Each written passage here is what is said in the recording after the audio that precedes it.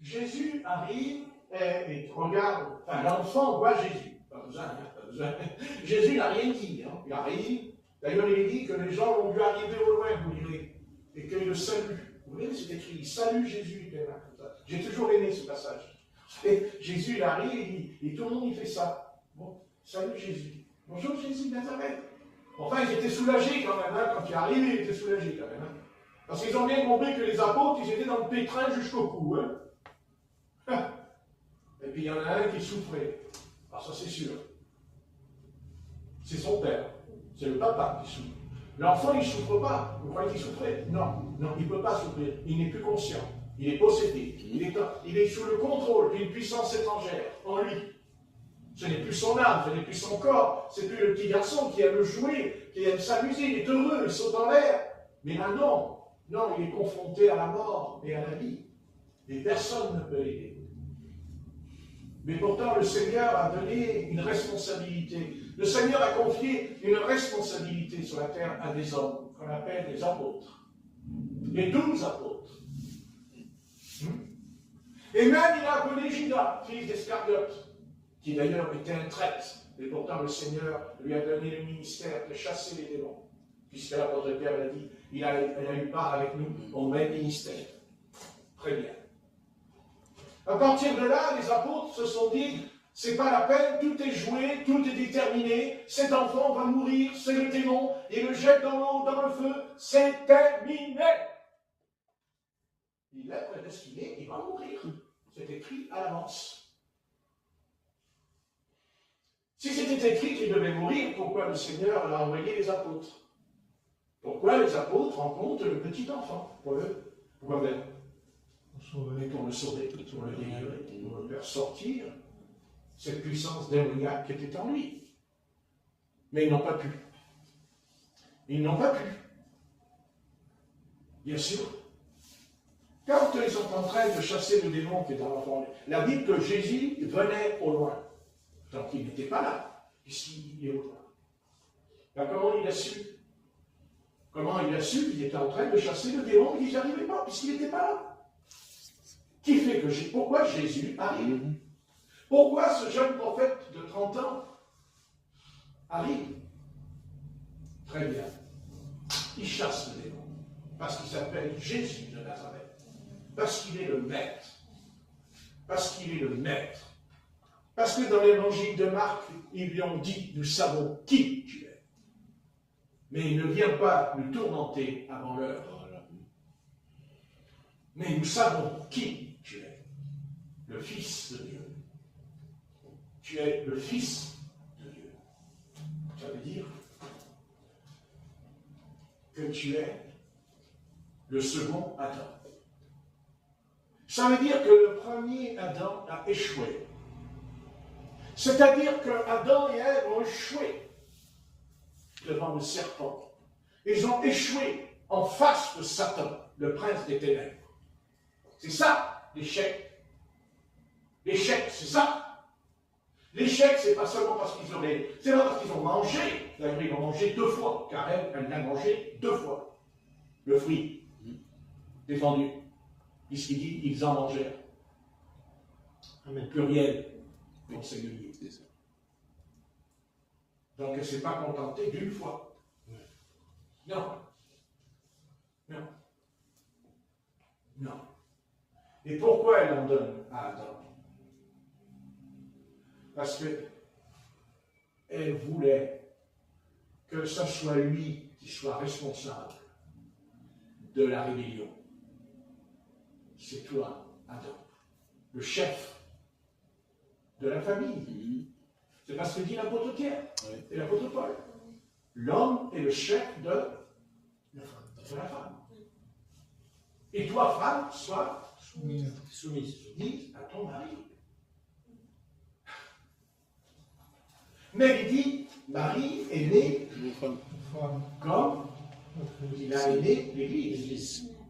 Mais Adam, est-ce qu'il est né Ève? Non. Non. Non. Non, il ne peut pas aimer Ève, puisqu'il sait très bien ce qu'il est en train de faire. C'est-à-dire, il l'entraîne dans la mort éternelle. Car C'est ça le commandement. Tu mourras. Tu vas mourir. Ils ne s'attendaient pas. Bien sûr, ils s'attendaient qu'ils allaient mourir physiquement. Vous avez compris, puisqu'il dit, tu mourras. À l'époque, qu'est-ce qu'ils pouvaient comprendre? Que c'était spirituel, le texte de la parole de l'Éternel. Non, mais c'est la première chose qui est arrivée en eux. Ils meurent spirituellement, c'est-à-dire ils sont privés de toute communion avec le Père qui est dans les cieux.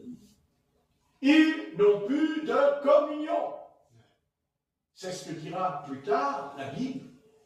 Il est écrit qu'on commença à invoquer le nom de l'Éternel. Vous avez lu ce passage? N'est-ce pas? On commença à invoquer le nom de l'Éternel. Si je ne me trompe pas, c'est après la naissance de Seth. N'est-ce pas? Amen. Donc ça veut dire qu'on n'invoquait plus le nom de l'Éternel.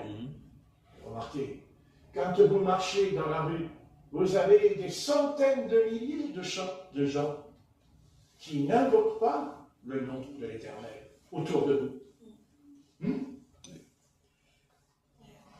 Très bien. Donc, revenons à la délivrance de cet enfant. Donc, Simon-Pierre va venir vers Jésus, son maître, car il a dit, Rabbi, maître, pourquoi n'avons-nous pas pu chasser ce démon? Ce n'est pas notre faute. Ce n'est pas notre faute. On n'est que des humains. On n'est que des hommes. Et puis, Seigneur, c'est écrit, on est prédestinés. On ne peut pas chasser les démons. Nous ne sommes pas prédestinés. Il faut la prédestination. Mais voyons, Seigneur, c'est toi, Seigneur. Mais c'est toi qui fais les choses. Mais qu'est-ce que je peux faire? Je suis impuissant. Jésus va leur dire quelque chose. Quelque chose qui nous concerne tous ce soir, un par un, dans cette pièce. Cette sorte de démon ne sort que par... Plus fort. La prière et les jeûnes. Ah! Ça veut dire quoi, ça? Ça veut dire quoi, ça? Ça veut dire que si tu jeûnes et si tu pries, la situation qui est un drame va se transformer en bénédiction.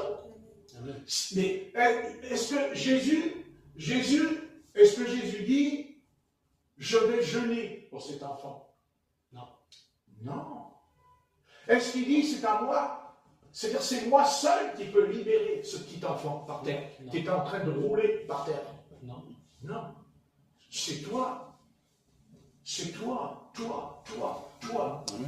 Mais Satan, il va vous parler aussi. Il va vous dire, oui, mais toi, tu n'es pas un pasteur. Mais toi, tu n'es pas un pasteur.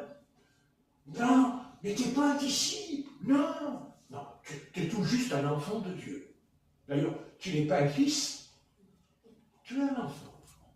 Donc, tu n'as aucune part à ce genre de ministère de délivrance.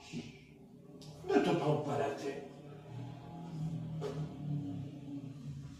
Prédestination, pas prédestination, le Christ a dit que cette sorte de démon ne sort que par le jeûne et par la prière. Il a dit c'est les anges qui vont jeûner. Il a dit c'est toi qui dois jeûner. C'est toi qui dois jeûner pour ton enfant, pour ton père, pour ta mère, pour tes sœurs, pour tes frères. C'est toi qui dois jeûner. C'est toi, Église, qui dois jeûner pour le salut du pécheur. C'est toi qui dois jeûner pour le salut de l'humanité. Le fais-tu? Non. Non. Non, tu n'es pas apôtre. Jésus a dit ça aux apôtres, pas à nous. Non. Non, nous, on s'occupe de notre vaisselle, de nos gamelles. On s'occupe de notre maison. On s'occupe de notre fauteuil, notre canapé. On s'occupe de ce qu'on va manger, de ce qu'on va boire ce soir. Ça nous préoccupe. Au tel point que même notre estomac, à un moment donné, le prédicateur, il est tellement long que je ne sais pas pourquoi. J'ai tellement faim que je veux rentrer pour acheter mon poulet. J'ai commandé du poulet. Il faut faut que j'aille chercher. Non, mais non, c'est vrai que les poulets, bien sûr, ils ont des pattes. Ils pourraient marcher jusqu'au 167 pour la libération, et ça arriverait devant la porte, et faisaient « descends, je suis en bas.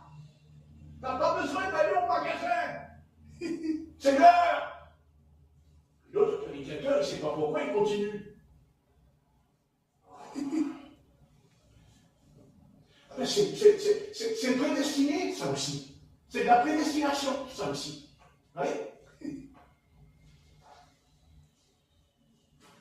Dieu nous répond, tu es prédestiné à jeûner, tu es prédestiné à prier, tu es prédestiné à chasser les ténèbres, tu es prédestiné. Ah bon? Mais tu dis que, oui, tu es prédestiné. Mais dans la prédestination, eh bien, toi, Dieu, il va coincer les hommes. Parce que justement, il va leur dire, ça vous arrange, ma petite histoire. Enfin, ça arrange quand on entend ce message. Non, non, toi, tu vas aller dans ta chambre et tu vas fermer ta porte et tu vas te foutre en prière. Ah non, non, je ne sens pas, je ne sens pas. Mais Dieu ne te demande pas si tu sens pas. Dieu, il t'a donné un commandement, comme il a donné un commandement dans le jardin d'Éden. Ben Dieu, il dit aussi à vos apôtres, cette sorte de démon ne sort que par le jeûne, par la prière. C'est toi qui peux faire ça. Toi seul, tu peux faire ça. Toi seul, tu peux faire une telle chose, être humain. Toi seul, tu peux apporter le salut. Toi. Et l'apôtre Paul a dit lui-même quand il a baptisé le centurion, pas le centurion, quand il a baptisé, on va dire le chef de la prison, il dit il a baptisé lui et toute sa famille. Vous connaissez ça, Géolier. Merci, Jean, c'est très bien.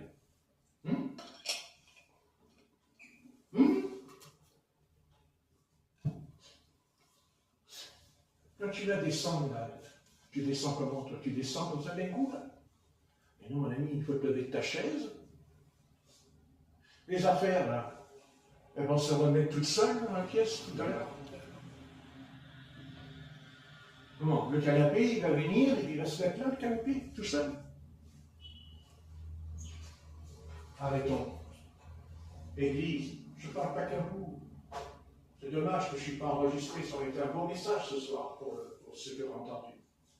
Arrête, Église. Arrête. Fais gaffe. Prends garde.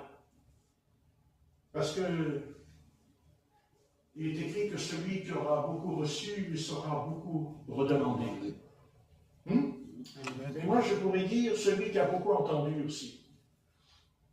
Celui qui a beaucoup entendu. Car celui qui a des oreilles entend. Écoute ce que dit l'Esprit à l'Église. Alors, tu vois, le Seigneur dit à ses serviteurs, et ça c'est important, cette sorte de démon ne sort que par le jeûne et par la prière. Ça veut dire que si on ne jeûne pas, si on ne prie pas pour certains cas qui ont besoin de délivrance, car s'ils ont besoin d'être délivrés, c'est qu'ils sont prisonniers, ils sont enchaînés. Comme l'a dit le Seigneur à cette femme devant les pharisiens, quand elle est arrivée, elle est marchée comme ça. Et Jésus lui a dit, redresse-toi. Femme, redresse-toi. C'est redressé. Et les pharisiens, ils étaient en colère, parce que le Seigneur a fait ça le jour du Shabbat. Et Jésus leur a répondu, ne fallait-il pas que je la délivre, car ça faisait 18 ans que Satan la tenait courbée. Satan, tenez, j'aimerais qu'on m'explique combien, aujourd'hui, quand nous voyons des paralytiques dans la rue ou quelque part, est-ce que ça nous viendrait à l'esprit de comprendre que Satan, il n'a pas dit le démon, il n'a pas dit un esprit, Il a dit Satan. Amen.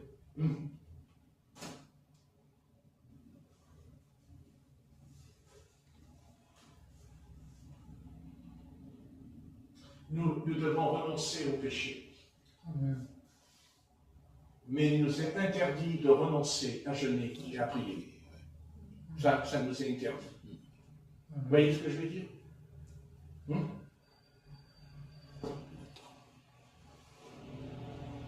Vous voyez la prédestination? Combien cette science est vraie? Ne vous inquiétez pas, je sais ce que c'est que la prédestination.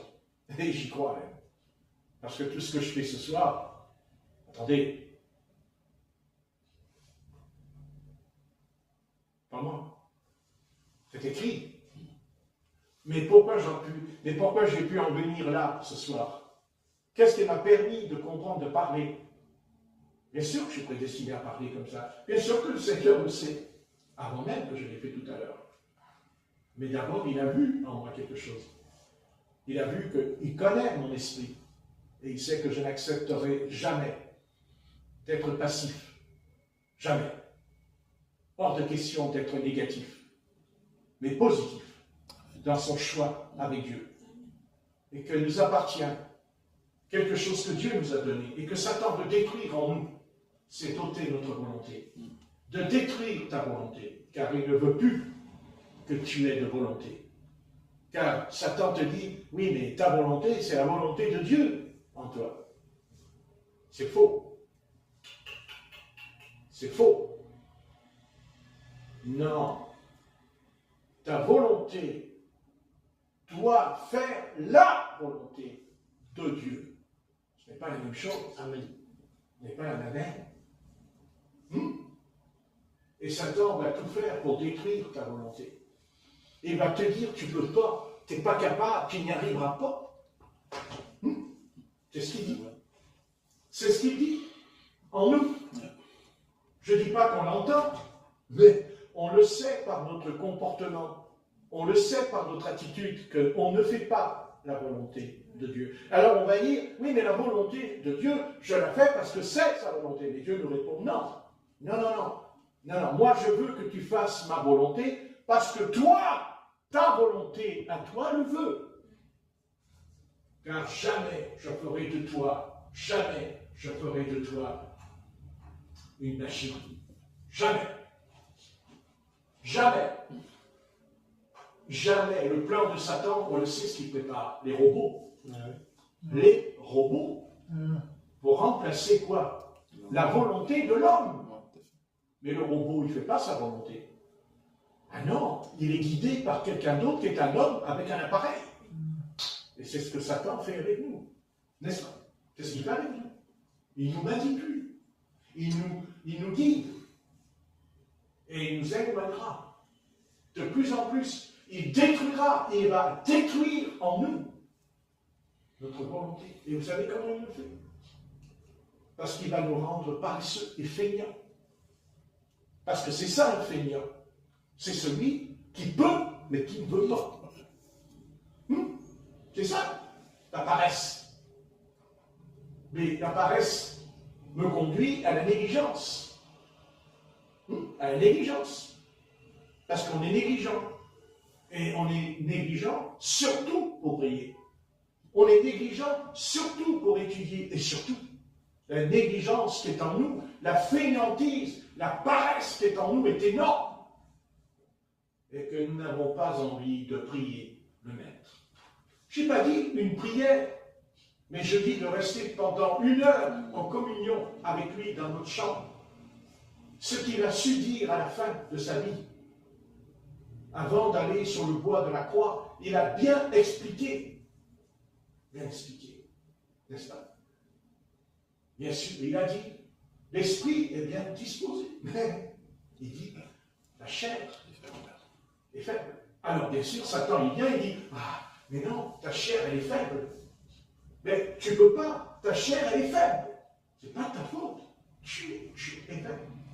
Tu dis à Satan, mais c'est vrai. Mais au moins, toi qui mens, tu es capable aussi de dire des vérités. Vous voyez comme Satan peut aussi nous dire des vérités. Parce qu'il ne va pas dire le contraire. Au contraire, il va dire, mais c'est vrai. Oh, ben, tu te rends compte, le Seigneur, il te l'a dit. C'est pas moi qui te le dis, c'est le Seigneur qui te l'a dit. La chair est faible. mais si tu savais ce que je suis d'accord pour une fois avec Jésus, moi. Mais l'esprit est bien disposé. Oui, exactement. Amen. Ben oui, bien sûr. Et c'est parce qu'il est bien disposé que la chair n'y est pas. Mais que faire? Alors c'est là qu'entre la croix. C'est là que va entrer la croix de Golgotha. C'est là qu'entre le divin crucifié dans l'histoire du salut de l'humanité. C'est que la croix va crucifier, justement, non pas la faiblesse, mais l'homme, c'est-à-dire l'ancien Adam, ce que l'apôtre Paul appelle le vieil homme. C'est-à-dire que je peux faire la volonté du Seigneur parce que d'abord je suis né de nouveau, et ensuite parce que je suis régénéré. Hein, oui. Bien sûr. On est d'accord.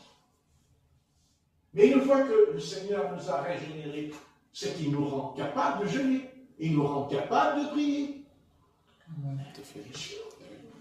Et d'ailleurs, sans être régénéré, n'y a-t-il pas des religions où on pratique le jeûne? Et il y en a. Non? Oui, amen. La plupart. Combien il est arrivé que des ouvriers chez nous ont jeûné et ils ont eu gain de cause en jeûnant, des ouvriers chez nous. Et le patron a cédé parce qu'il a jeûné pendant 24 ou 25 jours, des ouvriers qui ne mangeaient pas, qui ne buvaient pas, allongés par terre. Et pourtant, ils ont été exaucés pour le patron. Eh bien oui. Ah oui. Et dans le christianisme, c'est pas possible? Non? Si. Alors que nous ne pouvions pas le faire, oui, on ne peut pas. Mais on le veut. On le veut. Et dès l'instant qu'on le veut, c'est ta volonté qui prend la décision. Et la volonté de Dieu te répond, c'est bien. Alors, je vais te donner un coup de main. À force. C'est-à-dire, je vais te donner un coup de main. C'est-à-dire que je vais te délivrer d'avoir faim. Ah, voilà. C'est ça la vérité. Je vais te délivrer d'avoir faim. Ça, c'est moi qui m'engage. Tu ne peux pas contrôler ton estomac. Mais moi, j'ai vu en toi que tu es sincère. J'ai vu en toi que tu crois ce que j'ai dit à mes disciples. Cette sorte de démon ne sort que par le jeûne et par la prière. Je ne peux parler pas que des démons. On peut parler d'une solution impossible à arriver. Ah oui, et pourtant. Et si la reine Esther n'avait pas jeûné au sujet de Madoché, qui voulait détruire tous les Juifs, non? Il n'a pas jeûné la reine Esther. Pourtant, elle était la reine. Et pourtant, elle a jeûné 3 jours. Et qu'est-ce qui va se passer dans le royaume de Suse? Eh bien, le roi va tendre le sceptre à la reine Esther et les Juifs vont être délivrés. Et l'autre, il va être pendu au bois. L'ennemi. C'est l'Éternel qui a jeûné. C'est l'Éternel qui a jeûné à la place d'Esther. C'est l'Éternel qui a jeûné à la place d'Israël. Non. Non. C'est elle. Alors nous aussi, on va faire comme elle. Amen. Qu'est-ce que vous en pensez de ce message un petit peu spécial? Bon, c'est pas très pentecôtiste, mais ça, on verra ça demain. Attendez-vous demain à la douche pentecôtiste. Je vais vous préparer dans le message. Je pense que vous allez tous parler en langue demain. Dans la pièce. Ah ouais. Demain, c'est préparation Pentecôte. La Pentecôte. Enfin, pas la Pentecôte qu'il y a là-bas derrière mon dos, là. C'est pas ce que non.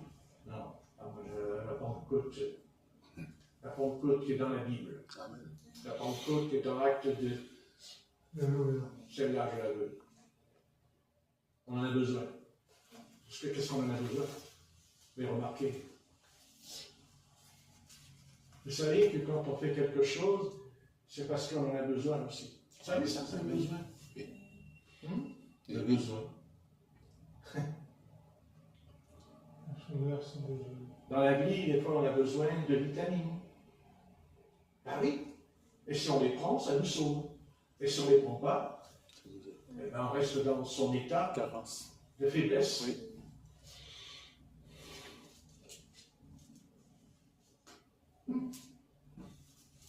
Bien, mais écoutez, je n'ai pas besoin d'appuyer sur le crâne. N'est-ce pas? Je pense que les exemples sont assez clairs. Il y en aurait d'autres, certainement. Je pense qu'il y en a d'autres. Ah oui. Mais en tout cas, il y a une chose qui m'a beaucoup frappé. C'est la première, c'est que dans la prédestination, c'est bien gentil de dire oui, mais de toute façon, c'est écrit à l'avance, alors voilà. Non. Parce que si c'était vrai, alors l'Éternel n'aurait pas donné le commandement à Adam et à Ève dans le jardin de ne pas faire ceci et de ne pas faire cela. Ah oui. Amen. Ça nous échappe. Donc, et maintenant, il y a ceux qui ne croient pas en la prédestination, mais ils ne sont pas dans la vérité non plus. Ah non? Ah ben non. Ben non, parce qu'il y a la prédestination dans la Bible, c'est certain. Il n'y a pas de doute.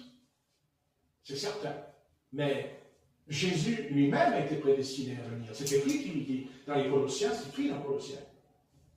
Mais quand Jésus est venu, il n'a pas dit, ah ben de toute façon c'est prédestiné, alors je vais aller me promener, hein, prendre des vacances. Non. Ah oui, c'est prédestiné. Non, voilà, c'est prédestiné. Qu'est-ce que je me prends la tête hein, je vais aller à la pêche, comme l'apôtre Pierre est parti à la pêche quand le Christ est mort sur la croix, il a pris son bateau, puis il est parti à la pêche. Qu'est-ce qu'il y a d'important dans la prédestination? C'est quoi la prédestination? La prédestination, c'est quand Dieu vous appelle.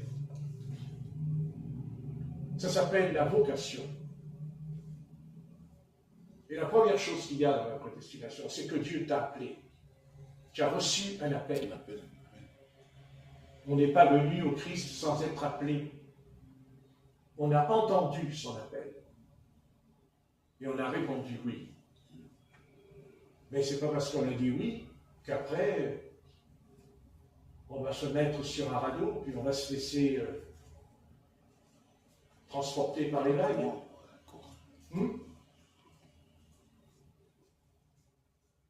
L'apôtre Pierre, lui aussi, l'apôtre Paul, lui aussi était prédestiné quand il était en pleine mer et qu'il y a eu la tempête. Et quand le navire s'est fracassé contre les rochers, ben, il y a la prédestination. Il va mourir, l'apôtre Paul, il va couler, les requins ils vont le manger. Ben oui, bien sûr. Ben non. Il a nagé. Il a nagé dans l'eau froide, glacée. Il avait plus de 60 ans. Plus de 60 ans. Ah oui.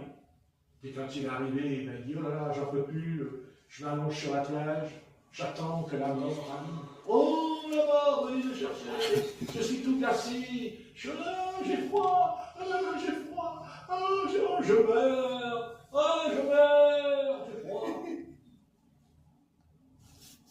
Non. Il a été chercher des brindilles dans la forêt. Il a ramassé du bois. N'est-ce pas? Pour faire quoi? Pour faire un feu. Que pour lui? Non. Non. Pour tous les marins qui n'ont pas... Aucun marin n'est mort, hein, car il l'avait dit sur le bateau. Aucun ne périra. Aucun.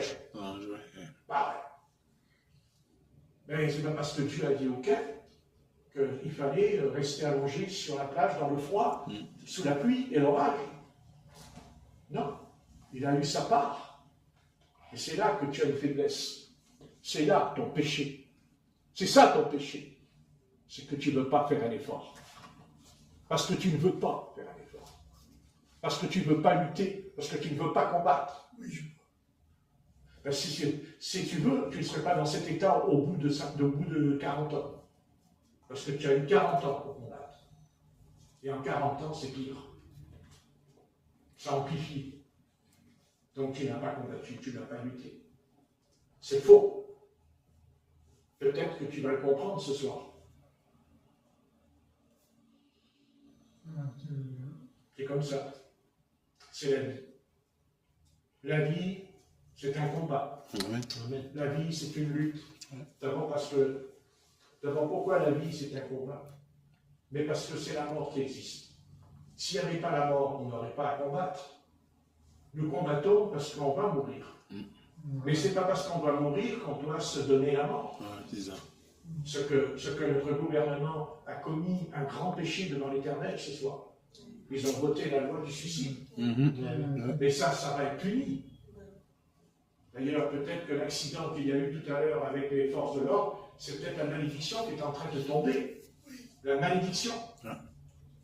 Et elle va tomber. Prenons garde. Prenons garde de ce qui s'est passé sur l'Ukraine avant-hier et encore cette nuit, où des centaines de missiles ont frappé l'Ukraine, partout, bousillé, partout le feu. Ah, mais j'ai vu les vidéos, hein. C'est terrible ce qui s'est passé en Ukraine. Terrible. La force de Russie. Ils ont tiré, exactement, j'ai vu les canons qui tiraient comme la Deuxième Guerre mondiale. On voyait les canons, ça, les fusées qui partaient, tchou, tchou, tchou. Et toute la nuit, j'ai vu la vidéo, comme ça les fusées partaient, tchou, tchou, tchou, tchou, tchou, sur l'Ukraine. Imaginons-nous qu'il le fasse sur nous. Que va-t-il se passer dans le pays? Imaginons-nous que les missiles ont frappé des immeubles énormes. Là, à votre avis, vous n'avez jamais posé la question que ça pourrait nous arriver? Pourquoi? Vous croyez que le missile, quand il part, il va s'arrêter seulement que sur l'Ukraine? Vous rêvez ou quoi? Il est temps de se réveiller, mes amis. Il est temps de se réveiller. Parce que ça va venir, ce que je vous dis ce soir. Et ça va venir plus tôt que vous le puissiez l'imaginer encore dans votre vie. Donc on ne va pas attendre que ça arrive. On ne va pas prier quand on verra le missile arriver. Parce qu'il ne va pas s'arrêter. Non, le mieux c'est qu'il ne parte pas peut-être.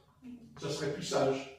Amen. Mais pour pas qu'il parte, il faudrait que l'Église se réveille. Il faudrait que l'Église, elle jeûne et elle prie. L'Église. Amen. Amen. Non? Oui. Amen. Eh oui. Bien. Je pense que je vais m'arrêter.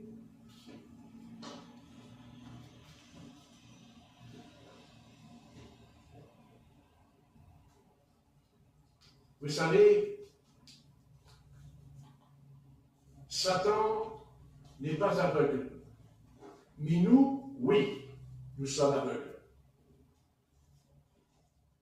Et il est temps que nos yeux s'ouvrent. Il est temps. Il n'est jamais trop tard pour se repentir. Amen. Il n'est jamais trop tard.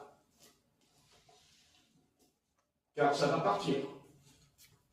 Il n'y aura aucune pitié.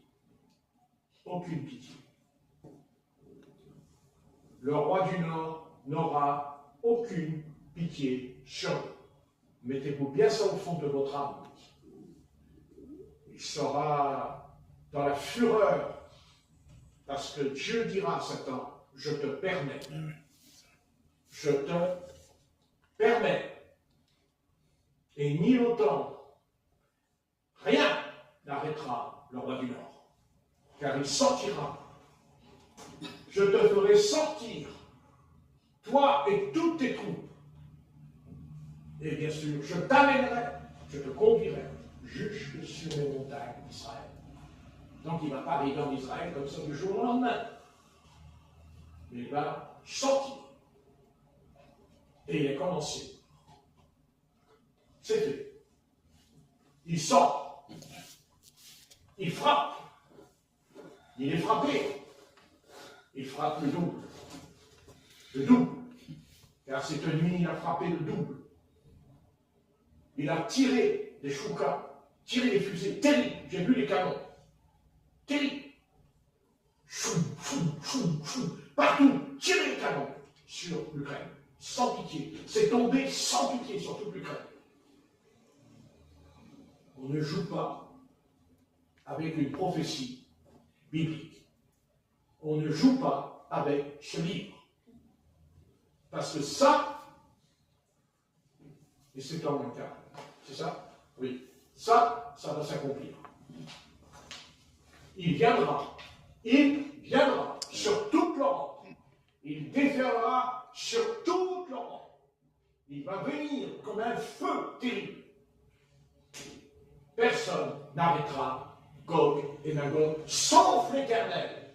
Sauf l'Éternel arrêtera Gog et Magog. Mais personne n'arrêtera Gog. La Bible dit, moi l'Éternel,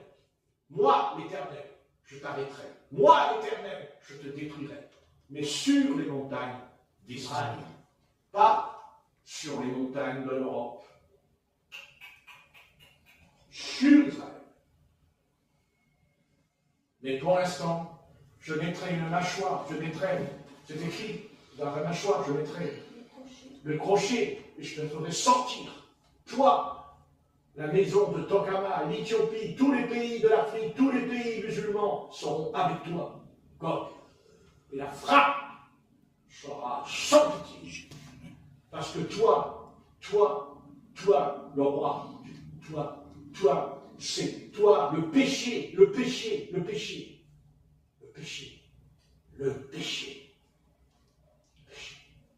Pas la politique, le péché a son salaire et sa rétribution. Je l'ai lu, enfin, je ne l'ai pas lu, mais vous connaissez. Le salaire du péché, c'est la mort, dit l'Éternel. Il n'y aura pas de cadeau. Il n'y aura pas de cadeau contre le péché. Dieu n'accepte pas le péché, jamais. Il frappe le péché. Mais il frappe celui qui s'identifie avec lui. C'est obligé. Il ne peut pas faire autrement. Il n'a pas le choix. C'est pas qu'il n'a pas le choix. Le choix, il nous l'a donné. Le choix, il nous appartient à nous. Je vous l'ai expliqué tout à l'heure. Chaque chose, on a le choix. Et le choix, ils l'ont eu. Oui. Car jamais il n'y a eu un déploiement d'évangélisation que dans notre siècle.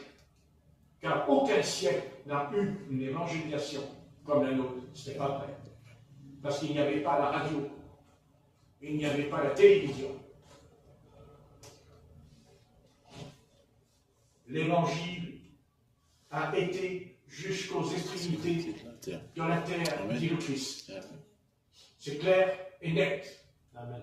L'évangile a été en Inde, en Chine, dans tous les pays du Maghreb. L'évangile a été entendu. De ce pas bien clair. Et même les immigrés disent qu'ils ont entendu, c'est pas vrai, parce qu'en venant chez nous, ils l'entendent. En venant chez nous. N'est-ce pas? Amen. Personne n'échappe au jugement du Seigneur. Personne.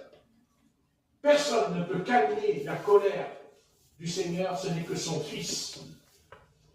C'est Jésus, son Fils, qui calme la colère du Seigneur. Amen. C'est uniquement Jésus-Christ crucifié sur la croix qui calme Dieu, qui apaise la colère de Dieu sur lui. Dieu n'est pas en colère comme nous. Dieu est en colère parce qu'il ne peut pas supporter le péché. Dieu ne supporte pas mon péché. Dieu ne tolérera jamais mon péché. Jamais. Si je pêche, je paye. Oui, c'est tout. Que ça rentre bien dans notre cœur ce soir. Vas-y, Jean, parce qu'après ta maman a s'inquiéter. Allez, on a entendu l'essentiel. Hein? Alléluia. T'as un beau chapeau, t'es beau. Ah, t'es vraiment beau. Jésus arrive et regarde, enfin l'enfant voit Jésus. Pas besoin, hein, pas besoin. Jésus n'a rien dit, hein. Il arrive. D'ailleurs, il est dit que les gens l'ont vu arriver au loin, vous direz, et qu'il le salue. Vous voyez, c'est écrit, il salue Jésus. J'ai toujours aimé ce passage. Et Jésus, il arrive et tout le monde, il fait ça. Bon, salut Jésus. Bonjour Jésus de Nazareth. Enfin, ils étaient soulagés quand même, hein, quand il est arrivé, ils étaient soulagés quand même. Hein. Parce qu'ils ont bien compris que les apôtres, ils étaient dans le pétrin jusqu'au cou. Hein. Et puis il y en a un qui souffrait. Alors ça c'est sûr. C'est son père. C'est le papa qui souffre. L'enfant, il ne souffre pas. Vous croyez qu'il souffrait? Non, non, il ne peut pas souffrir. Il n'est plus conscient. Il est possédé. Il est sous le contrôle d'une puissance étrangère en lui. Ce n'est plus son âme, ce n'est plus son corps. C'est plus le petit garçon qui aime jouer, qui aime s'amuser. Il est heureux, il saute en l'air. Mais là, non. Non, il est confronté à la mort et à la vie. Et personne ne peut l'aider. Mais pourtant, le Seigneur a donné une responsabilité. Le Seigneur a confié une responsabilité sur la terre à des hommes, qu'on appelle les apôtres. Les 12 apôtres. Et même il a appelé Judas, fils d'Iscariote, qui d'ailleurs était un traître. Et pourtant, le Seigneur lui a donné le ministère de chasser les démons. Puisque l'apôtre Pierre l'a dit, elle a eu part avec nous au même ministère. Très bien. À partir de là, les apôtres se sont dit, c'est pas la peine, tout est joué, tout est déterminé, cet enfant va mourir, c'est le démon, et le jette dans l'eau, dans le feu, c'est terminé. Il est prédestiné, il va mourir. C'est écrit à l'avance. Si c'était écrit qu'il devait mourir, pourquoi le Seigneur a envoyé les apôtres? Pourquoi les apôtres rencontrent le petit enfant? Pourquoi même? Pour le sauver, pour le délivrer, pour le faire sortir cette puissance démoniaque qui était en lui. Mais ils n'ont pas pu. Ils n'ont pas pu. Bien sûr. Quand ils sont en train de chasser le démon qui est dans l'enfant, la Bible que Jésus venait au loin. Donc il n'était pas là, puisqu'il est au loin. Ben, comment il a su? Comment il a su qu'il était en train de chasser le démon et qu'il n'y arrivait pas, puisqu'il n'était pas là? Qui fait que pourquoi Jésus arrive? Pourquoi ce jeune prophète de 30 ans arrive? Très bien. Il chasse le démon. Parce qu'il s'appelle Jésus de Nazareth. Parce qu'il est le maître. Parce qu'il est le maître. Parce que dans l'évangile de Marc, ils lui ont dit, nous savons qui tu es. Mais il ne vient pas nous tourmenter avant l'heure. Mais nous savons qui tu es. Le Fils de Dieu. Tu es le Fils de Dieu. Ça veut dire que tu es le second Adam. Ça veut dire que le premier Adam a échoué. C'est-à-dire que Adam et Ève ont échoué devant le serpent. Ils ont échoué en face de Satan, le prince des ténèbres. C'est ça, l'échec. L'échec, c'est ça. L'échec, c'est pas seulement parce qu'ils auraient... C'est pas parce qu'ils ont mangé. D'ailleurs, ils ont mangé 2 fois, car elle l'a mangé 2 fois. Le fruit défendu. Puisqu'il dit, ils en mangèrent. Amen. Pluriel. Au singulier. Donc, elle ne s'est pas contentée d'une fois. Non. Non. Non. Et pourquoi elle en donne à Adam? Parce qu'elle voulait que ce soit lui qui soit responsable de la rébellion. C'est toi, Adam, le chef de la famille. C'est parce que dit l'apôtre Pierre et l'apôtre Paul. L'homme est le chef de la femme. Et toi, femme, sois soumise à ton mari. Mais il dit, Marie est née comme il a aimé l'Église.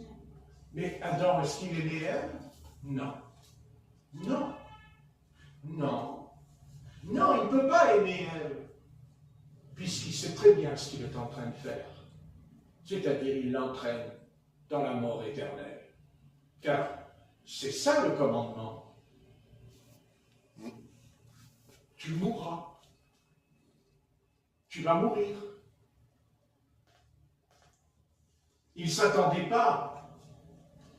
Bien sûr, il s'attendait qu'ils allaient mourir physiquement. Vous avez compris, puisqu'il dit, tu mourras. À l'époque, qu'est-ce qu'ils pouvaient comprendre que c'était spirituel, le texte de la parole de l'Éternel. Non, mais c'est la première chose qui est arrivée en eux. Ils meurent spirituellement, c'est-à-dire ils sont privés de toute communion avec le Père qui est dans les cieux. Ils n'ont plus de communion. C'est ce que dira plus tard la Bible. Il est écrit qu'on commença à invoquer le nom de l'Éternel. Tu as lu ce passage? N'est-ce pas? On commença à invoquer le nom de l'Éternel. Si je ne me trompe pas, c'est après la naissance de Seth. N'est-ce pas? Amen. Donc ça veut dire qu'on n'invoquait plus le nom de l'Éternel. Remarquez, quand vous marchez dans la rue, vous avez des centaines de milliers de gens qui n'invoquent pas le nom de l'Éternel autour de vous. Très bien. Donc, revenons à la délivrance de cet enfant. Donc, Simon-Pierre va venir vers Jésus, son maître, car il a dit, Rabbi, maître, pourquoi n'avons-nous pas pu chasser ce démon? Ce n'est pas notre faute. C'est pas notre faute. On n'est que des humains. On n'est que des hommes. Et puis, Seigneur, c'est écrit, on est prédestinés. On ne peut pas chasser les démons. Nous ne sommes pas prédestinés. Il faut la prédestination. Mais voyons, Seigneur, c'est toi, Seigneur. Mais c'est toi qui fais les choses. Mais qu'est-ce que je peux faire? Je suis impuissant. Jésus va leur dire quelque chose. Quelque chose qui nous concerne tous ce soir, un par un, dans cette pièce. Cette sorte de démon ne sort que par... Plus fort. La prière et les jeûnes. Ah! Ça veut dire quoi, ça? Ça veut dire quoi, ça? Ça veut dire que si tu jeûnes et si tu pries, la situation qui est un drame va se transformer en bénédiction. Mais est-ce que Jésus dit, je vais jeûner pour cet enfant? Non. Non. Est-ce qu'il dit, c'est à moi? C'est-à-dire, c'est moi seul qui peux libérer ce petit enfant par terre, qui est en train de rouler par terre? Non. Non. C'est toi. C'est toi, toi. Mais Satan, il va vous parler aussi. Il va vous dire, oui, mais toi, tu n'es pas un pasteur. Mais toi, tu n'es pas un pasteur. Non, mais tu n'es pas un disciple. Non, tu es tout juste un enfant de Dieu. D'ailleurs, tu n'es pas un fils, tu es un enfant. Donc, tu n'as aucune part à ce genre de ministère de délivrance. Ne te prends pas la tête. Prédestination, pas prédestination, le Christ a dit que cette sorte de démon ne sort que par le jeûne et par la prière. Il a dit que c'est les anges qui vont jeûner. Il a dit que c'est toi qui dois jeûner. C'est toi qui dois jeûner pour ton enfant, pour ton père, pour ta mère, pour tes sœurs, pour tes frères. C'est toi qui dois jeûner. C'est toi, Église, qui dois jeûner pour le salut du pécheur. C'est toi qui dois jeûner pour le salut de l'humanité. Le fais-tu? Non. Non. Non, tu n'es pas apôtre. Jésus a dit ça aux apôtres, pas à nous. Non. Non, nous, on s'occupe de notre vaisselle, de nos gamelles. On s'occupe de notre maison. On s'occupe de notre fauteuil, de notre canapé. On s'occupe de ce qu'on va manger, de ce qu'on va boire ce soir. Ça nous préoccupe. Au tel point que même notre estomac, à un moment donné, le prédicateur, il est tellement long que je ne sais pas pourquoi. J'ai tellement faim que je veux rentrer pour acheter mon poulet. J'ai commandé du poulet. Il faut que j'aille chercher. Non, alors, c'est vrai que les poulets, bien sûr, ils ont des pattes. Ils pourraient marcher jusqu'au 167 pour la libération, ils s'arriveraient devant la porte et ils faisaient go, descends, je suis en bas. T'as pas besoin d'aller au magasin. C'est l'heure. L'autre prédicateur, il ne sait pas pourquoi, il continue. C'est prédestiné, ça aussi. C'est de la prédestination, ça aussi. Oui. Dieu nous répond, tu es prédestiné à jeûner, tu es prédestiné à prier, tu es prédestiné à chasser les ténèbres, tu es prédestiné. Ah bon? Mais tu dis que, oui, tu es prédestiné. Mais dans la prédestination, eh bien, toi, Dieu, il va coincer les hommes. Parce que justement, il va leur dire, ça vous arrange, ma petite histoire. Enfin, ça arrange quand on entend ce message. Non, non, toi, tu vas aller dans ta chambre et tu vas fermer ta porte et tu vas te foutre en prière. Ah non, non. Non, non, je ne sens pas, je ne sens pas. Mais Dieu ne te demande pas si tu sens pas. Dieu, il t'a donné un commandement, comme il a donné un commandement dans le jardin d'Éden. Ben Dieu, il dit aussi à vos apôtres, cette sorte de démon ne sort que par le jeûne, par la prière. C'est toi qui peux faire ça. Toi seul tu peux faire ça. Toi seul tu peux faire une telle chose, être humain. Toi seul, tu peux apporter le salut. Toi. Et l'apôtre Paul a dit lui-même quand il a baptisé le centurion, pas le centurion, quand il a baptisé, on va dire le chef là, de la prison, il dit il a baptisé lui et toute sa famille. Vous connaissez ça, vous avez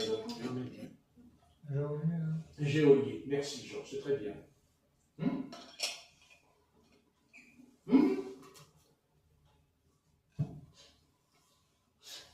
Quand tu vas descendre là, tu descends comment toi? Tu descends comme ça d'un coup là? Mais non mon ami, il faut te lever de ta chaise. Les affaires là, elles vont se remettre toutes seules dans la pièce tout à l'heure. Comment? Le canapé, il va venir, il va se mettre là, le canapé, tout seul. Arrêtons. Église, je ne parle pas qu'à vous. C'est dommage que je ne suis pas enregistré, ça aurait été un beau message ce soir pour ceux qui ont entendu. Arrête, Église. Arrête. Fais gaffe. Prends garde.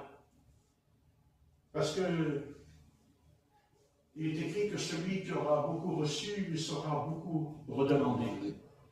Mais moi, je pourrais dire celui qui a beaucoup entendu aussi. Celui qui a beaucoup entendu. Car celui qui a des oreilles entend. Écoute ce que dit l'Esprit à l'Église. Alors, tu vois, le Seigneur dit à ses serviteurs, et ça c'est important, cette sorte de démon ne sort que par le jeûne et par la prière. Ça veut dire que si on ne jeûne pas, si on ne prie pas pour certains cas qui ont besoin de délivrance, car s'ils ont besoin d'être délivrés, c'est qu'ils sont prisonniers, ils sont enchaînés. Comme l'a dit le Seigneur à cette femme devant les pharisiens, quand elle est arrivée, elle est marchée comme ça. Et Jésus lui a dit, redresse-toi. Femme, redresse-toi. C'est redressé. Les pharisiens, ils étaient en colère parce que le Seigneur a fait ça le jour du Shabbat. Et Jésus leur a répondu, ne fallait-il pas que je la délivre, car ça faisait 18 ans que Satan la tenait courbée. Satan, tenez, j'aimerais qu'on m'explique combien, aujourd'hui, quand nous voyons des paralytiques dans la rue ou quelque part, est-ce que ça nous viendrait à l'esprit de comprendre que Satan, il n'a pas dit le démon, il n'a pas dit un esprit, il a dit Satan. Amen.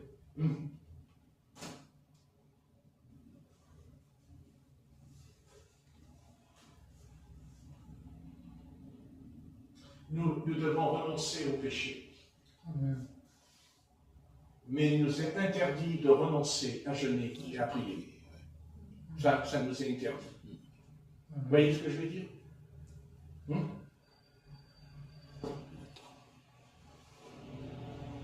voyez la prédestination? Combien cette science est vraie? Ne vous inquiétez pas, je sais ce que c'est que la prédestination. Et j'y crois même. Parce que tout ce que je fais ce soir, attendez, pas moi. C'est écrit. Mais pourquoi j'ai pu en venir là ce soir?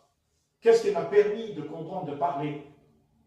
Bien sûr que je suis prédestiné à parler comme ça. Bien sûr que le Seigneur le sait, avant même que je l'ai fait tout à l'heure. Mais d'abord, il a vu en moi quelque chose. Il a vu qu'il connaît mon esprit. Et il sait que je n'accepterai jamais d'être passif. Jamais. Hors de question d'être négatif, mais positif dans son choix avec Dieu.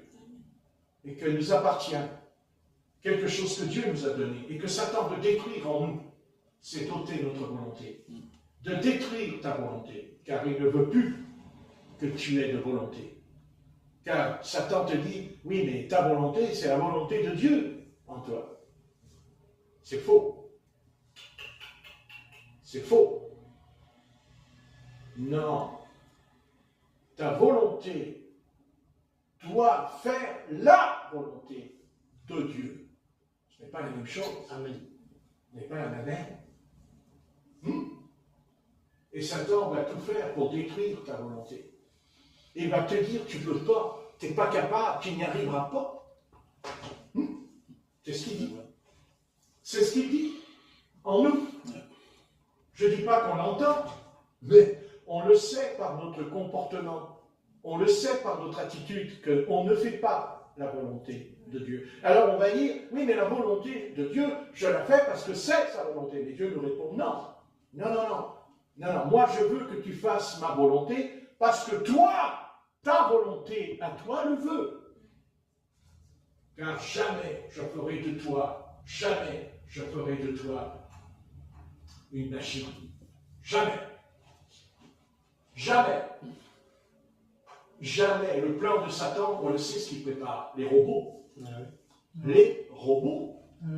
Pour remplacer quoi? La volonté de l'homme. Mais le robot, il ne fait pas sa volonté. Ah non, il est guidé par quelqu'un d'autre qui est un homme avec un appareil. Et c'est ce que Satan fait avec nous. N'est-ce pas? C'est ce qu'il fait avec nous. Il nous manipule. Il nous guide. Et il nous éloignera. De plus en plus, il détruira, et il va détruire en nous notre volonté. Et vous savez comment il le fait? Parce qu'il va nous rendre paresseux et feignants. Parce que c'est ça le feignant. C'est celui qui peut, mais qui ne veut pas. C'est ça, la paresse. Mais la paresse me conduit à la négligence. À la négligence. Parce qu'on est négligent. Et on est négligent surtout pour prier. On est négligent surtout pour étudier. Et surtout, la négligence qui est en nous, la fainéantise, la paresse qui est en nous est énorme. Et que nous n'avons pas envie de prier le Maître. Je n'ai pas dit une prière, mais je dis de rester pendant 1 heure en communion avec lui dans notre chambre. Ce qu'il a su dire à la fin de sa vie. Avant d'aller sur le bois de la croix, il a bien expliqué. Bien expliqué. N'est-ce pas? Bien sûr, il a dit, l'esprit est bien disposé. Mais il dit, la chair est faible. Alors, bien sûr, Satan, il vient, il dit, ah, mais non, ta chair, elle est faible. Mais tu ne peux pas, ta chair, elle est faible. Ce n'est pas ta faute. Tu es faible. Tu dis à Satan, mais c'est vrai. Mais au moins, toi qui mens, tu es capable aussi de dire des vérités. Vous voyez comme Satan peut aussi nous dire des vérités. Parce qu'il ne va pas dire le contraire. Il va dire, mais c'est vrai. Oh, ben tu te rends compte, le Seigneur, il te l'a dit. C'est pas moi qui te le dis, c'est le Seigneur qui te l'a dit. La chair est faible. mais si tu savais ce que je suis d'accord pour une fois avec Jésus, moi. Mais l'esprit est bien disposé. Oui, exactement. Amen. Ben oui, bien sûr. Et c'est parce qu'il est bien disposé que la chair n'y est pas. Mais que faire? Alors c'est là qu'entre la croix. C'est là que va entrer la croix de Golgotha. C'est là qu'entre le divin crucifié dans l'histoire du salut de l'humanité. C'est que la croix va crucifier, justement, non pas ma faiblesse, mais l'homme, c'est-à-dire l'ancien Adam, ce que l'apôtre Paul appelle le vieil homme. C'est-à-dire que je peux faire la volonté du Seigneur parce que d'abord je suis né de nouveau, et ensuite parce que je suis régénéré. Hein? Bien sûr. On est d'accord. Mais une fois que le Seigneur nous a régénérés, c'est qu'il nous rend capables de jeûner. Il nous rend capables de prier. Bien sûr. Et d'ailleurs, sans être régénéré, n'y a-t-il pas des religions où on pratique le jeûne? Et il y en a. Non? Oui, la plupart. Combien il est arrivé que des ouvriers chez nous ont jeûné et ils ont eu gain de cause en jeûnant, des ouvriers chez nous. Et le patron a cédé parce qu'il a jeûné pendant 24 ou 25 jours, des ouvriers qui ne mangeaient pas, qui ne buvaient pas, à manger par terre. Et pourtant, ils ont été exaucés pour le patron. Eh bien oui. Ah oui. Et dans le christianisme, c'est pas possible? Non? Si. Alors que nous ne pouvions pas le faire, oui, on ne peut pas. Mais on le veut. On le veut. Et dès l'instant qu'on le veut, c'est ta volonté qui prend la décision. Et la volonté de Dieu te répond, c'est bien. Alors, je vais te donner un coup de main. À force. C'est-à-dire, je vais te donner un coup de main. C'est-à-dire que je vais te délivrer d'avoir faim. Ah, voilà. C'est ça la vérité. Je vais te délivrer d'avoir faim. Ça, c'est moi qui m'engage. Tu ne peux pas contrôler ton estomac. Mais moi, j'ai vu en toi que tu es sincère. J'ai vu en toi que tu crois ce que j'ai dit à mes disciples. Cette sorte de démon ne sort que par le jeûne et par la prière. Je ne peux parler pas que des démons. On peut parler d'une solution impossible à arriver. Ah oui, et pourtant. Et si la reine Esther n'avait pas jeûné au sujet de Madoché, qui voulait détruire tous les Juifs, non? Elle n'a pas jeûné, la reine Esther. Pourtant, elle était la reine. Et pourtant, elle va jeûner 3 jours. Et qu'est-ce qui va se passer dans le royaume de Suse? Eh bien, le roi va tendre le sceptre à la reine Esther et les Juifs vont être délivrés. Et l'autre, il va être pendu au bois. L'ennemi. C'est l'Éternel qui a jeûné. C'est l'Éternel qui a jeûné à la place d'Esther. C'est l'Éternel qui a jeûné à la place d'Israël. Non. Non. C'est elle. Alors nous aussi, on va faire comme elle. Amen. Qu'est-ce que vous en pensez de ce message un petit peu spécial? Bon, c'est pas très pentecôtiste, mais ça, on verra ça demain. Attendez-vous demain à la douche pentecôtiste. Préparez dans le message. Je pense que vous allez tous parler en langue demain. Dans la pièce. Ah ouais. Demain, c'est préparation Pentecôte. La Pentecôte. Enfin, pas la Pentecôte qu'il y a là-bas derrière mon dos, là. C'est Pasteur-Paul. Non. Non. La Pentecôte qui est dans la Bible. Amen. La Pentecôte qui est dans l'acte de... Celle-là, je la veux. On en a besoin. Parce que qu'est-ce qu'on en a besoin? Mais remarquez. Vous savez que quand on fait quelque chose, c'est parce qu'on en a besoin aussi. Vous savez ça, ça a besoin. Il a besoin. Dans la vie, des fois, on a besoin de vitamines. Ben oui. Et si on les prend, ça nous sauve. Et si on ne les prend pas, eh ben on reste dans son état Carence. de faiblesse. Oui.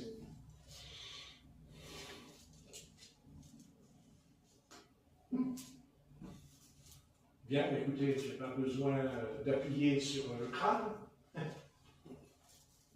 N'est-ce pas? Je pense que les exemples sont assez clairs. Il y en aurait d'autres, certainement. Je pense qu'il y en a d'autres. Ah oui. Mais en tout cas, il y a une chose qui m'a beaucoup frappé. C'est la première, c'est que dans la prédestination, c'est bien gentil de dire oui, mais de toute façon, c'est écrit à l'avance, alors voilà. Non. Parce que si c'était vrai, alors l'Éternel n'aurait pas donné le commandement à Adam et à Ève dans le jardin de ne pas faire ceci et de ne pas faire cela. Ah oui. Amen. Ça nous échappe. Donc, et maintenant, il y a ceux qui ne croient pas en la prédestination, mais ils ne sont pas dans la vérité non plus. Ah non? Ah ben non. Ben non, parce qu'il y a la prédestination dans la Bible, c'est certain. Il n'y a pas de doute. C'est certain. Mais Jésus lui-même a été prédestiné à venir. C'est écrit dans les Colossiens, c'est écrit dans les Colossiens. Mais quand Jésus est venu, il n'a pas dit « Ah ben de toute façon, c'est prédestiné, alors je peux aller me promener, hein, prendre des vacances. » Ah oui, c'est prédestiné. Non, c'est prédestiné. Qu'est-ce que je me prends la tête pour je vais aller à la pêche, là, comme l'apôtre Pierre est parti à la pêche, quand Jésus-Christ est mort sur la croix, il a pris son bateau, puis il est parti à la pêche. Qu'est-ce qu'il y a d'important dans la prédestination? C'est quoi la prédestination? La prédestination, c'est quand Dieu vous appelle. Ça s'appelle la vocation. Et la première chose qu'il y a dans la prédestination, c'est que Dieu t'a appelé. Tu as reçu un appel. On n'est pas venu au Christ sans être appelé. On a entendu son appel. Et on a répondu oui. Mais ce n'est pas parce qu'on a dit oui qu'après, on va se mettre sur un radeau, puis on va se laisser transporter par les vagues.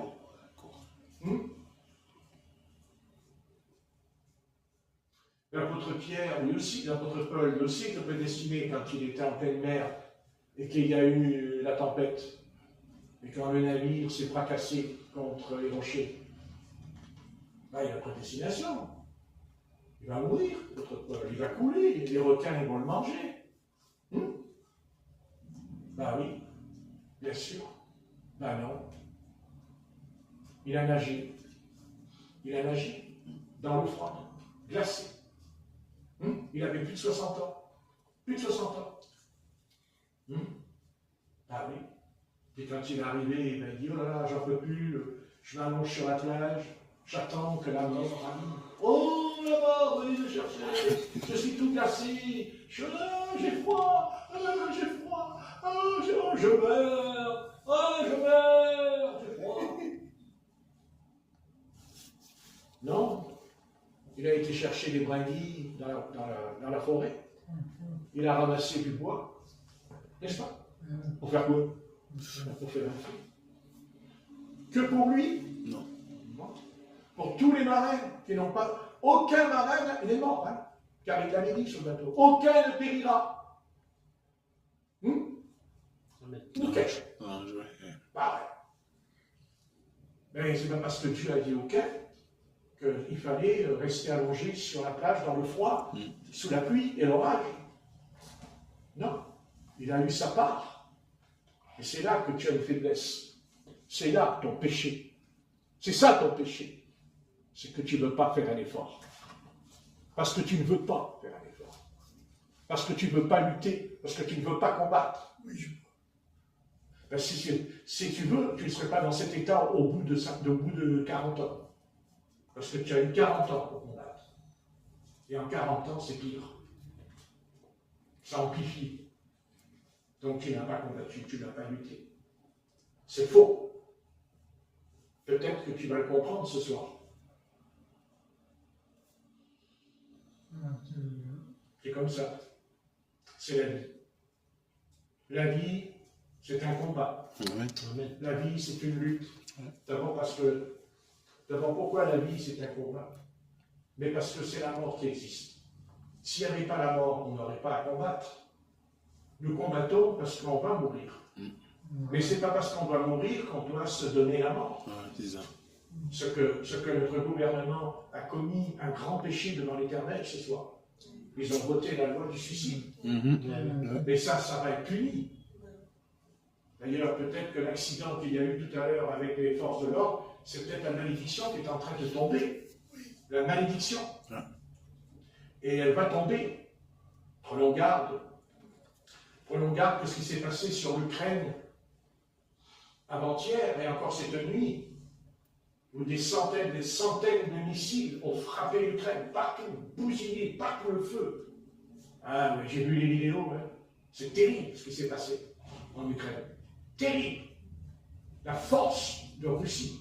Ils ont tiré, exactement, j'ai vu les canons qui tiraient comme la Deuxième Guerre mondiale. On voyait les canons, ça, les fusées qui partaient, tchoum, tchoum, tchoum. Et toute la nuit, j'ai vu la vidéo, comme ça les fusées partaient, tchoum, tchoum, tchoum, tchoum, tchoum, sur l'Ukraine. Imaginons-nous qu'il le fasse sur nous. Que va-t-il se passer dans le pays? Imaginons-nous que les missiles ont frappé des immeubles énormes. Là, à votre avis, vous n'avez jamais posé la question que ça pourrait nous arriver? Pourquoi? Vous croyez que le missile, quand il part, il va s'arrêter seulement que sur l'Ukraine? Vous rêvez ou quoi? Il est temps de se réveiller, mes amis. Il est temps de se réveiller. Parce que ça va venir, ce que je vous dis ce soir. Et ça va venir plus tôt que vous le puissiez l'imaginer encore dans votre vie. Donc on ne va pas attendre que ça arrive. On ne va pas prier quand on verra le missile arriver. Parce qu'il ne va pas s'arrêter. Non, le mieux c'est qu'il ne parte pas peut-être. Ce serait plus sage. Amen. Mais pour pas qu'il parte, il faudrait que l'Église se réveille. Il faudrait que l'Église, elle jeûne et elle prie. L'Église. Amen. Amen. Non? Oui. Amen. Eh oui. Bien. Je pense que je vais m'arrêter.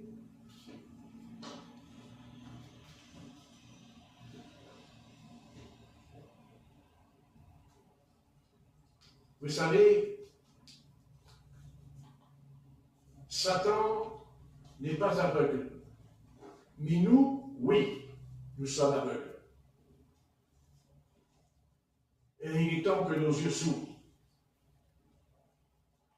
Il est temps. Il n'est jamais trop tard pour se repentir. Amen. Il n'est jamais trop tard. Car ça va partir. Il n'y aura aucune pitié. Aucune pitié. Le roi du Nord n'aura aucune pitié sur vous. Mettez-vous bien ça au fond de votre âme. Il sera dans la fureur, parce que Dieu dira à Satan, je te permets. Je te permets. Et ni longtemps, rien n'arrêtera le roi du Nord, car il sortira. Je te ferai sortir, toi et toutes tes troupes. Et bien sûr, je t'amènerai, je te conduirai jusque sur les montagnes d'Israël. Donc il ne va pas arriver en Israël comme ça du jour au lendemain. Mais il va sortir. Et il est commencé. C'est fait. Il sort.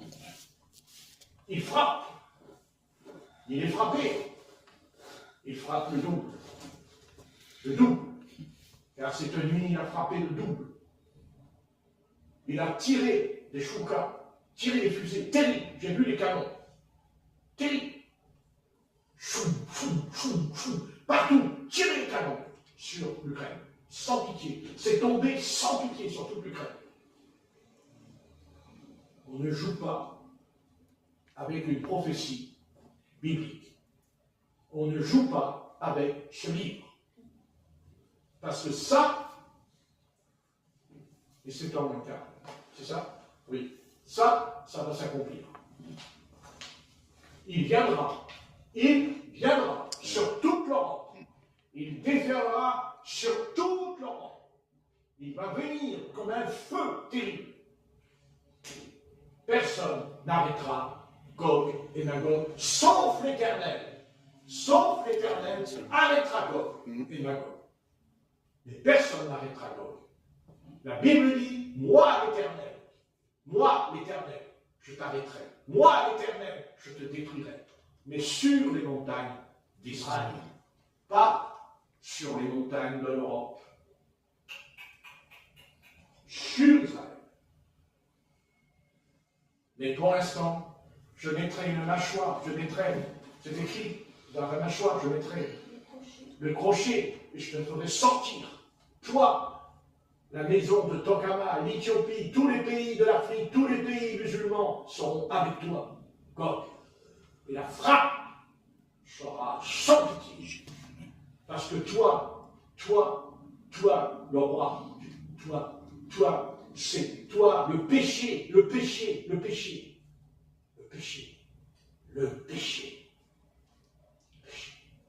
Pas la politique, le péché a son salaire et sa rétribution. Je l'ai lu, je ne l'ai pas lu, mais vous connaissez. Le salaire du péché, c'est la mort, dit l'Éternel. Il n'y aura pas de cadeau. Il n'y aura pas de cadeau contre le péché. Dieu n'accepte pas le péché, jamais. Il frappe le péché. Mais il frappe celui qui s'identifie avec lui. C'est obligé. Il ne peut pas faire autrement. Il n'a pas le choix. C'est pas qu'il n'a pas le choix. Le choix, il nous l'a donné. Le choix, il nous appartient à nous. Je vous l'ai expliqué tout à l'heure. Chaque chose, on a le choix. Et le choix, ils l'ont eu. Oui. Car jamais il n'y a eu un déploiement d'évangélisation que dans notre siècle. Car aucun siècle n'a eu une évangélisation comme la nôtre. Ce n'est pas vrai. Parce qu'il n'y avait pas la radio. Il n'y avait pas la télévision. L'évangile a été jusqu'aux extrémités de la terre, dit le Christ. C'est clair et net. Amen. L'évangile a été en Inde, en Chine, dans tous les pays du Maghreb. L'évangile a été entendu. Ne sont pas bien clair. Et même les immigrés disent qu'ils ont entendu, c'est pas vrai, parce qu'en venant chez vous, ils l'entendent. En venant chez nous. N'est-ce pas? Amen. Personne n'échappe au jugement du Seigneur. Personne. Personne ne peut calmer la colère du Seigneur, ce n'est que son Fils. C'est Jésus, son Fils, qui calme la colère du Seigneur. Amen. C'est uniquement Jésus-Christ crucifié sur la croix qui calme Dieu, qui apaise la colère de Dieu sur lui. Dieu n'est pas en colère comme nous. Dieu est en colère parce qu'il ne peut pas supporter le péché. Dieu ne supporte pas mon péché. Dieu ne paiera jamais mon péché. Jamais. Si je pêche, je paye. Voici tout. Que ça rentre bien dans notre cœur ce soir. Vas-y, Jean, parce qu'après ta maman a sacrifié. Allez, on a entendu l'essentiel. Hein? Alléluia. T'as un beau chapeau, t'es beau. Ah, t'étais vraiment beau.